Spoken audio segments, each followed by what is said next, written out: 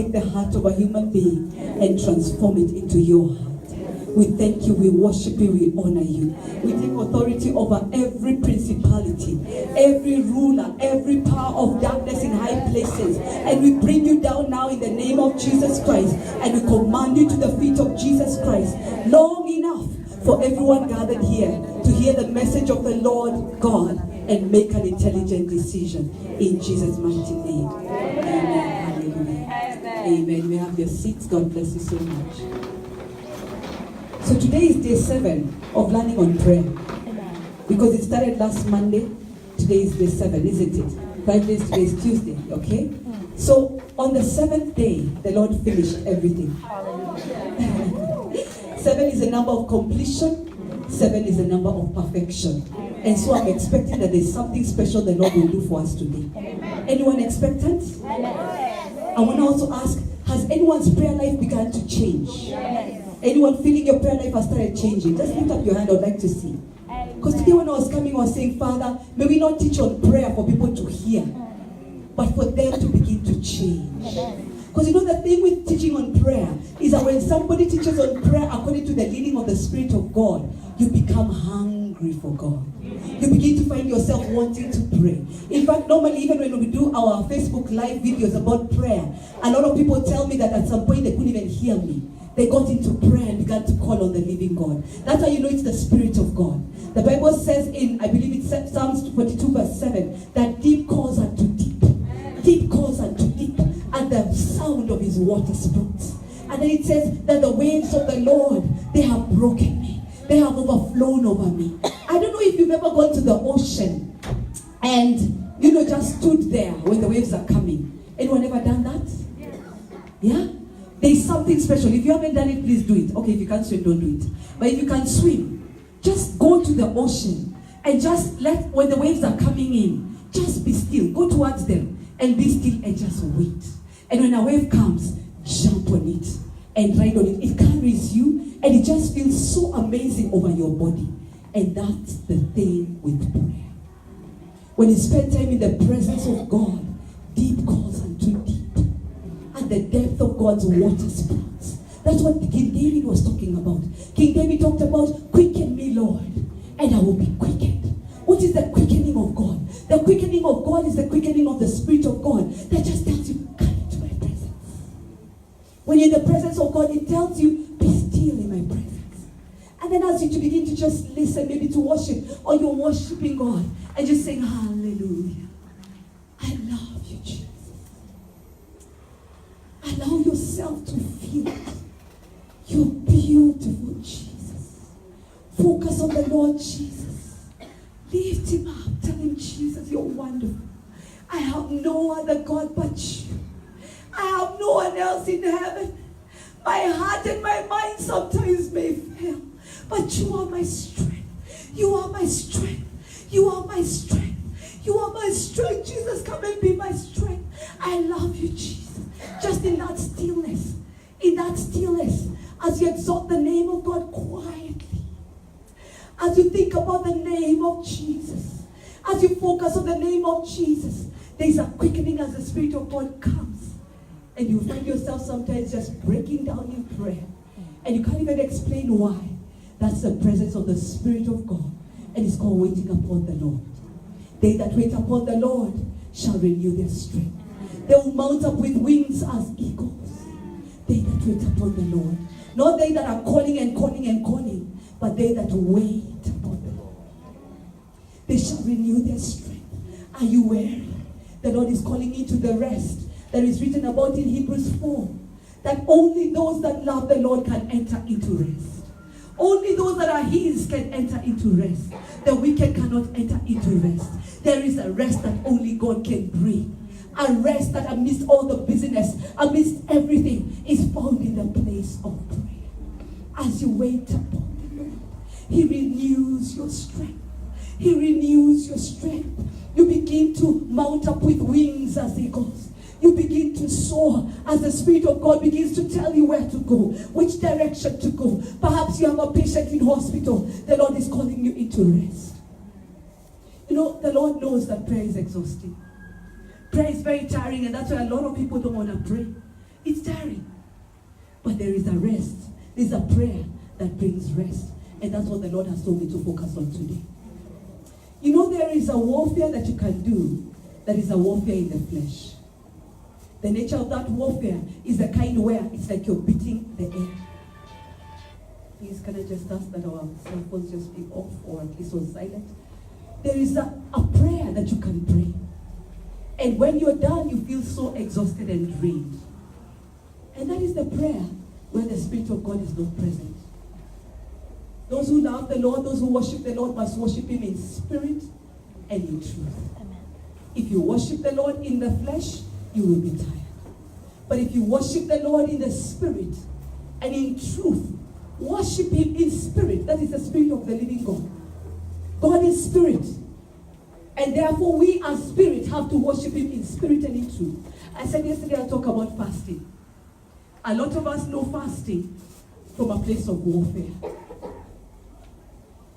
When you have somebody who's a boxer and they need to prepare for a match, a boxing match, and they need to prepare, they train, they do something called training.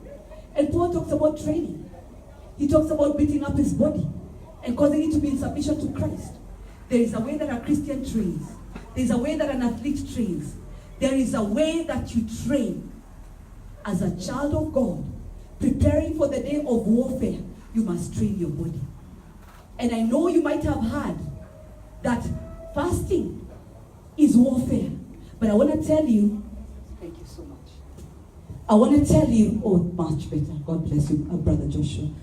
The Lord teaches us that fasting is a way of tormenting your soul. You torment your soul. The purpose of fasting is not so that you can overcome something. Otherwise, then we would be saying that our Father God is weak, is an unfaithful Father, is a horrible Father, who you have to get hungry. You have to torture yourself for Him to hear you. So I want to ask you to remove that thought from your body, from your mind, and unlearn this. We do not fast for warfare, unless the Lord calls us into fasting for warfare. But before warfare comes, the Christian has to train themselves. You have to train yourself in the ways of God. For how will you go into warfare where the battle belongs to a God you do not know? You will fail. You'll be defeated. I want to quote, I think it's 1 Samuel chapter 2 or chapter 3, that talks about how the Israelites brought the Ark of the Covenant. And they brought it in even though Eli's sons had failed as the priests. And the Bible talks about Eli watching at the gate and his eyes were dimmed. His eyes were not just dimmed physically but also spiritually. Because even when little baby Samuel told Eli what God had said, what did he say? He is the Lord, let him do as he pleases. That is rude. How had the priest gotten to that level where he could say, he is the Lord, let him do as he pleases? He could have fallen before the Lord and repented. That was a hardness that had come. Please note, Eli had walked with God for a long time. And yet, he still fell. So meaning walking with God for a long time is not a qualification for us to think we have arrived. Until that day, when the Lord calls us home, we never have arrived. And we must watch our hearts and work out our salvation. And never be fooled by the length of our salvation. Otherwise, we will go to hell with the length of our salvation. So Eli says, he's the Lord, let him do as he pleases. And at the same time, just about that place, suddenly, the Ark of the Covenant is brought out because they are going to war. And they were used to the Lord going before them and them being the enemy being defeated without them doing much because of the presence of the Lord. Judah would go before them with praise. So they brought the Ark of the Covenant, but they had no fellowship with God. It is a dangerous thing to go into warfare when you don't know your God. You will be defeated, you will be destroyed, you could even die. It's called spiritual warfare for a reason. Only those who are prepared, only those who have gotten ready. It is warfare. Warfare requires you to be fit and ready. But a Christian does not prepare the same way that a boxer prepares, the same way that a runner prepares. We prepare ourselves for the day of war, for the day of trouble, through knowing our God. And that is in the place of prayer. And you cannot pray without fasting. The Bible talks about when we fast. So the Israelites decide to bring the Ark of the Covenant. And they bring it out. And suddenly they begin to shout. Because they were used to a particular religious way of operating. Sometimes you can shout, but it's empty. Sometimes you can dance, but you have no revelation. Sometimes you can be shouting hallelujah, but you don't even know who you're saying glory in the highest to. Because you have no closeness with God. You don't know God. Do the unbelievers pray? Yes. Do the people who are not in the Christian faith pray? Yes. Do the Buddhists pray? Yes. Do the mushroom worshippers pray if they are mushroom worshippers? Everybody prays, pretty much everybody. Except maybe the atheists. But everybody prays. Satanists pray. I remember in the year 2000, I nearly died. And one of the things that I was told in a revelation by a man of God is that he could see God. And he told me, and at that time he was telling me, the Lord was also telling me, that there's a Satanist who I had worked with. A guy who was a Freemason. Some of you believe it's just a good boys, big boys club. It's not. It's a satanic cult. And the Lord told this man of God and confirmed it to me that they had been fasting for 21 days and 21 nights, asking Lucifer for my soul that I may die. I had just attempted suicide, swallowed all sorts of tablets, and I told God, just before I die, I want you to tell me, was it my fault when I was raped? And I was telling God, God, I've walked with you for the last 8 years, but I've seen you. You use people like doormats. Let me die and go to hell. I have served you, and yet I continue in depression. I have served you, and yet I continue in discouragement. I have served you, and nothing changes in my life, and I have nothing to live for. It's clear that even you have rejected me, and I'm not worthy to be in your presence. So I'm going to commit suicide today. But before I die, at least do me an honor of telling me, was it my fault when I was raped 2 years ago? And then I took all these tablets. The Lord showed me it wasn't my fault. Then I said, where were you when I was raped? And I took all these tablets, a concoction of tablets. I remember taking about 15 to 20 Piritons. There should have been enough to kill me. I took all these other tablets. I can't even remember what they are. But I took over 40 tablets. Then he said to take a walk one last time. And I was walking through Westlands. And I found the church office. That time I was going to a church called Nairobi Lighthouse Church. It was the first church I went to when I left the Catholic Church, when the Lord told me, come out, let me lead you to another place. And I'd been taught about the Holy Spirit. I'd learned a lot from that church. But I began to move away because I was feeling disoriented. God had anointed me mightily, but without me having been delivered, without me having been healed. And that's why I say it's a dangerous thing for a Christian to be anointed heavily and to move heavily under the glory of God when you don't know who you are in Christ. And as I was taking a walk, God in His mercy led me onto this path. And then I just saw, welcome to Nairobi Lighthouse Church. I said, I'd forgotten that these guys are on this street. And I got in. And this man of God received me and he was telling me, I just began to talk. I told him everything about my life. And I'd reached the end. I was going to die anyway. I was already dizzy. The things were fading and everything. And the guy told somebody, hold her hand and pray in tongues. You know, there are times you only pray in tongues. When you don't know how to pray, you don't know what you're dealing with, you pray in tongues. By moans and groans that cannot be understood. Yesterday we learned Romans chapter 8. The Spirit of God intercedes through us. So you groan and you moan and you cry because someone's about to die. So he rushed. Later on I got to find out, wonderful guy called John Magangi. Later I got to find out that he had actually gone to tell somebody, I'm Shikili a service. He was supposed to be preaching. But God positioned him next to the gate for me. So they were interceding and praying for the service. Little did they know that there's someone who had a call of God on their life but didn't know who they were. And that day I was going to die and I was going to go to hell. But God in His mercy positioned that man together with a few people around him. And as I was telling him all the nasty things I'd done and condemning myself, this man of God looked at me and told me, I see Jesus next to you. And he says, you have a great call of God on your life. And I couldn't understand it. And I said, I've already taken all these tablets, I'm going to die. And the guy told me, Jesus is telling me, he's so angry right now. You've been working for a Freemason, and he led you to a path. And he's been fasting together with several people. He knows who you are. He saw you on the front pages of a newspaper. By the way, that front page of a newspaper, I was performing a dance where I was wearing something this short and just dancing. I didn't know who I was. Saved but lost. Saved but lost. Struggling, trying to find my identity. And he told me, I see Jesus, and Jesus is saying right now, you've been working for a Freemason. He's been fasting and praying together with some people for 21 days, 21 nights, because they know who you are. And the intention is so that you may die, because you are dangerous. Last year, one of those principals in ODM was one of those Freemasons. So for me, as I came face to face with the warfare last year, if you watch the videos, it was also very personal because I knew who that person was. And it's not right now, just so that somebody doesn't get uncomfortable. And I was looking, and I'd actually forgotten, by the way. Then the Lord reminded me and told me, look at the principles. One of them is the one who fasted and prayed. I said, oh, yes, that's him. Our God sees a future. Long and short of it, I'm here today, it means I didn't die. The tablets completely cleared from my system. I rededicated my life to Christ. The year 2000, April. And by September, I was married to a wonderful man. I've been married for 18 years. And we've been serving the Lord together with our children. And God is faithful, He sees.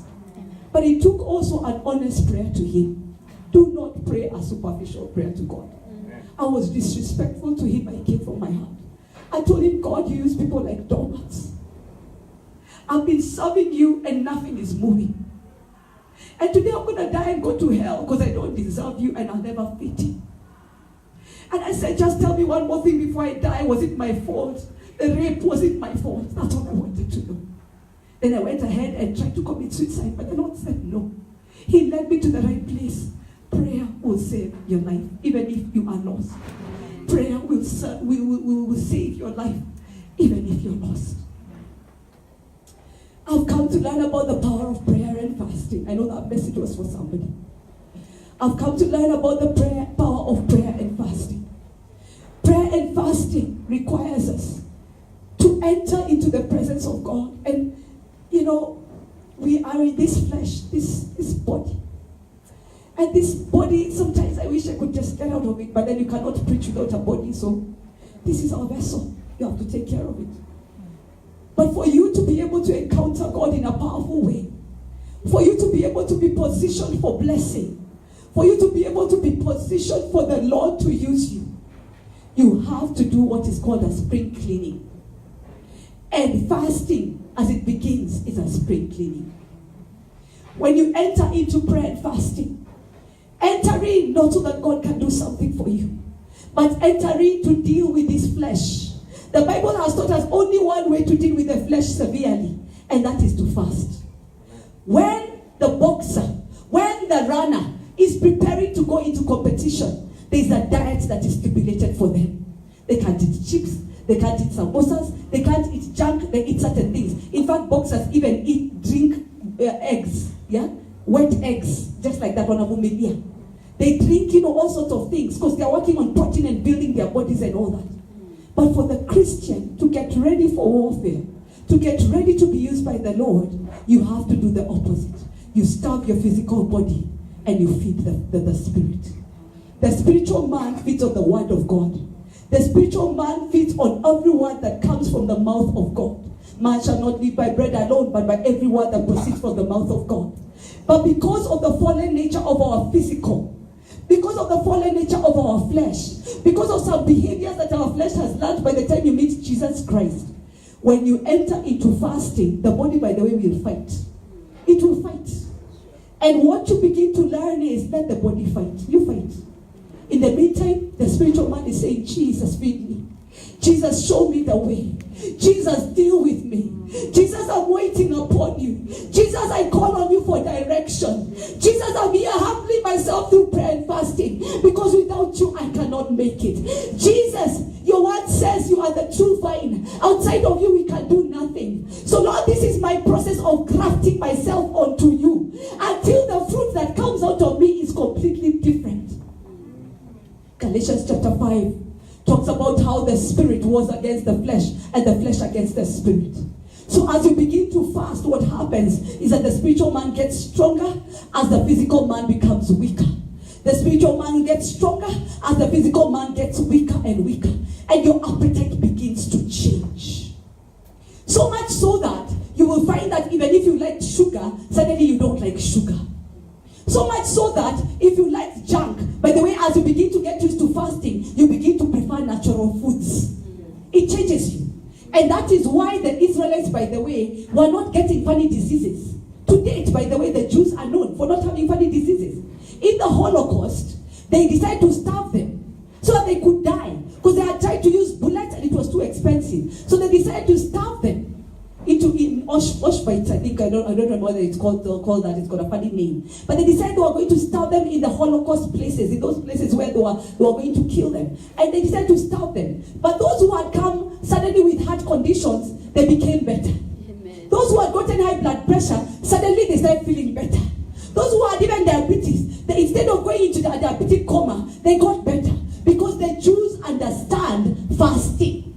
Once a year, they have something called Yom Kippur, where every Jew across the world fasts. If your neighbor is sleeping, please help them by waking them up. You know, there's some altars that hold us, such that kama tulikuwa tunafanya ndombolo ya solo, you'll be very awake. But then when you're talking about the Holy Spirit, the enemy makes you sleep so that you may not realize your redemption. And I tell people by this sometimes, if I'm sleeping during a powerful sermon, I don't even stand at the back. It makes you look spiritual, but you know yourself. So you're standing so that you can deal with your flesh.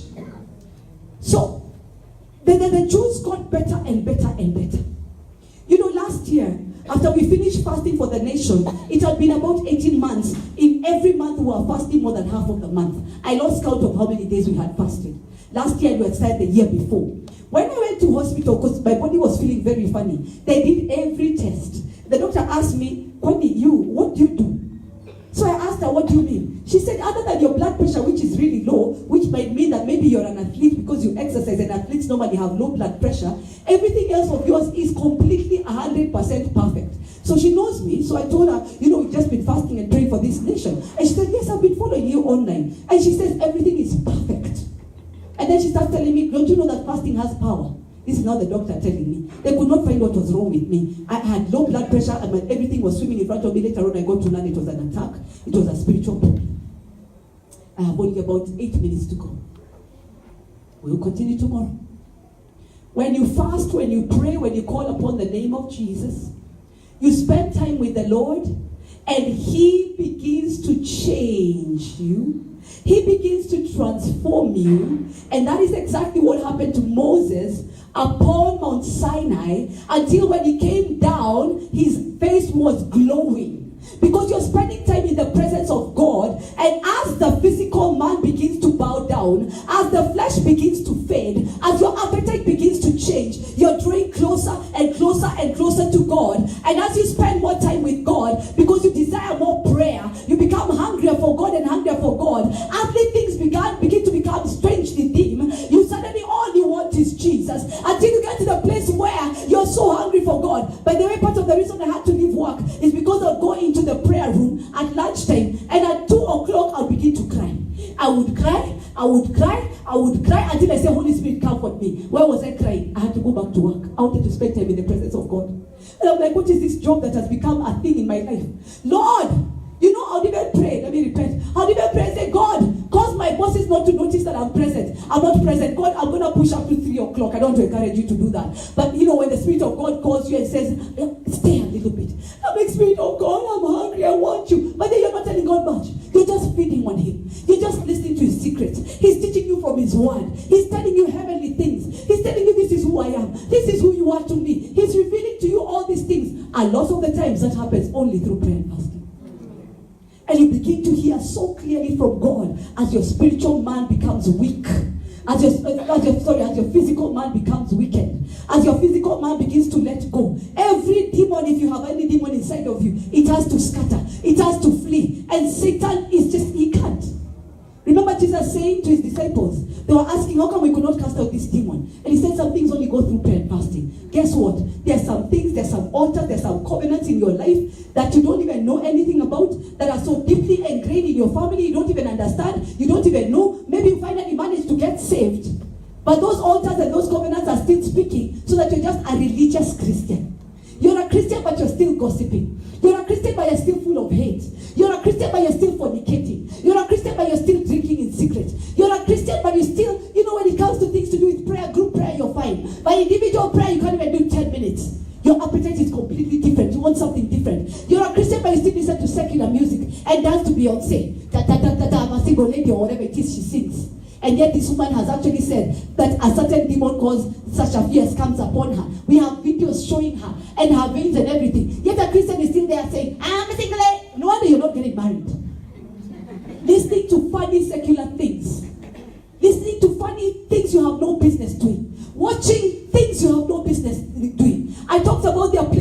cross of Jesus Christ does not go. So you're busy trying to take the cross to these places where the cross of Jesus Christ does not go.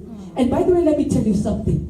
The reason why we have 80% Christians or 85% so-called Christians, and there's nothing happening much in our nation, is because of this very same problem.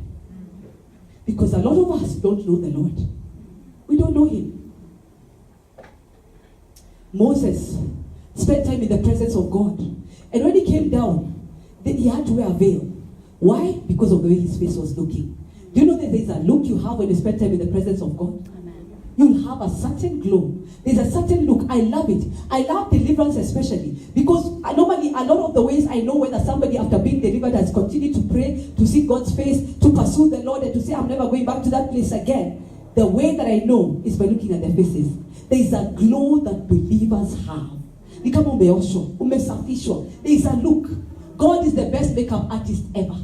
Whatever now our Facebook artist, you are supposed to take your photo and then artist you put it where and then and by the way, if you've done that thing, please repent, because that is trying to correct the work of God. You know, we're always doing these predictions on Facebook and I don't know on social media and all that, and we are engaging in occult and witchcraft and in divination without even realizing that's what we're doing. And then you wonder, God, why is my life like this? Then you're taking fasting. Every enemy of mine must die in the name of Jesus Christ. You're reading a book. Oh, die by sword in the name of Jesus Christ. Die by fire in the name of Jesus Christ. Moses spent time in the presence of God. When he came down, he covered his face with a veil because they could not bear to look at him. Today, we do not cover ourselves with a veil. We allow the glory of God to shine into our situations and our circumstances. As he spent 40 days and 40 nights crying, weeping before God, spending time with God, the Lord transformed himself unto him. The word for that visitation is Ruach HaKodesh. Ruach HaKodesh is a Hebrew word for the Holy Spirit, the breath of God. The same breath when you got life in your mother's womb, it's what God breathed into you. So when we are born, as much as you have the Adamic nature, we are born with the Spirit of God. So when you begin to fast and to pray, what you're dealing with is the flesh. You're telling the flesh you must die. This appetite that I have, I don't know, watching movies until 2 a.m. This appetite that I have for soap operas. This appetite I have for gossiping. This appetite I have for oversleeping. This appetite I have for hating people and feeling proud. And all that you call your sin. And you tell the flesh, you and I, we're going into war. The spiritual man versus the physical man. I was created to lift up the name of Jesus. You will not fight against me. You will be buried into the ground. And if I continue to be your slave as the spiritual man, I will go to hell. While you will be in the ground just being eaten and you have turned into soil. Me, I'm the one who will suffer. So the spiritual man must overcome the flesh. And you do serious warfare. And you ask the Lord, let me be naked before you. But unlike Adam, I do not want to be ashamed. So be naked. Tell the Lord, this is who I am. This is how far I've fallen away. This is what I've done. And let me tell you what God does. Numbers chapter 12. I'll just read it for you very quickly. Numbers chapter 12. Moses was busy. Moses was very busy minding God's business. His big brother and big sister. Incidentally, by then, this is the same sister who helped to save Moses' life in the basket. Your works can become nothing before God compared to a man of prayer. Your age, if you are senior, if you are older, it doesn't matter. When somebody has been spending time in the presence of God, God becomes a very deep fighter for them. He'll fight for what's for you that you didn't even know about. So, God calls a conference in Numbers chapter 12. And he says, hear now my words. If there is a prophet among you, I, the Lord, I make myself known to him in a vision. I speak to him in a dream. Not so for my servant Moses. He is faithful. He is faithful. One of the fruits of the Spirit. He is faithful in all of my house. I speak with him face to face. Even plainly and not in dark sayings. And he sees the form of the Lord. There is a prayer where you speak to God face to face. There is a prayer where you see the form of the Lord. He may be invisible, but you see God clearer than you see any human being next to you.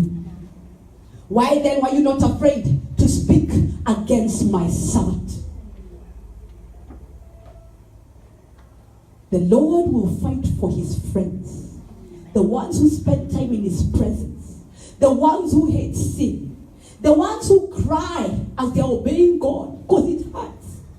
I had a lady once that I keep quoting. After I had preached in a Sozo session, which you can read about on Sozo's Church of God Facebook page. Sozo Church of God is the name of the page. This woman came and told me, Apostle,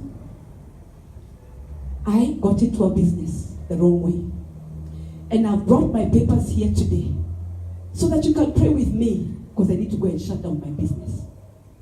I've never seen such obedience. As you begin to fast and to spend time in the presence of God, the Spirit of God will begin to convict you of things that have no business being near the cross of Jesus Christ. He doesn't do it for himself. He can always create another perfect man. He does it for you. The place of prayer is the place where you're shaped, is the place where you're worked on, is the place where you're positioned for blessing. And the rest is easy. When you call on the Lord and say, God, my country is in trouble. Even before you say that, by then the Lord has already won. In July of 2016, the Lord told me, Kenya cannot enter into elections in the state that it is in. If it enters in this state, you will have a genocide worse than Rwanda. Begin to cry for revival. 18 months in advance. So as people were there, SOS, in the name of Jesus. We had been praying, we had been fasting for Kenya because God had already spoken to us in advance. We had been going around the nation. We have been calling on the name of Jesus Christ. Apostle Kimani also in Nakuru was doing that already. The place of prayer is the place God will warn you about things that are to come. The place of prayer is the place where God will hide you the way he hid Nehemiah. Every time Nehemiah was being set up back in a Sanballat, he sent what? An assistant.